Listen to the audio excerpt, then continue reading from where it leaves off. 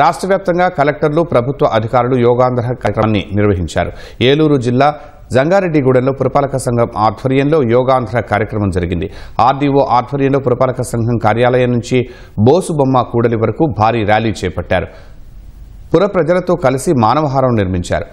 కర్నూలు జిల్లా joint collector నవ్య ఆధ్వర్యంలో యోగాంధ్ర కార్యక్రమం జరిగింది. ముందుగా కలెక్టరేట్ నుంచి వివేకానంద కూడలి వరకు భారీ ర్యాలీ చేశారు.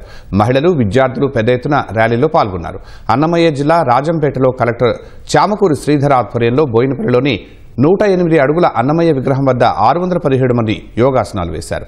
మదనపల్లిలో సబ్ కలెక్టర్ మేఘస్వరూప్ ఆధ్వర్యంలో జడ్పీ పాఠశాల మైదానంలో యోగాంధ్ర జరిగింది. యోగా గురువులు, డ్వాక్రా మహిళలు, విద్యార్థులతో యోగాసనాలు వేయించారు.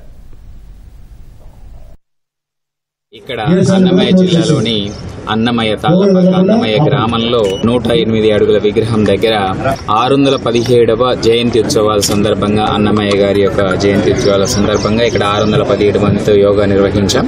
మన జిల్లాలో ఆయన రచించినటువంటి 32,000 సంకీర్తనలకు అనుగుణంగా 32,000 మందితో కూడా యోగా నిర్వహించుకున్నాం.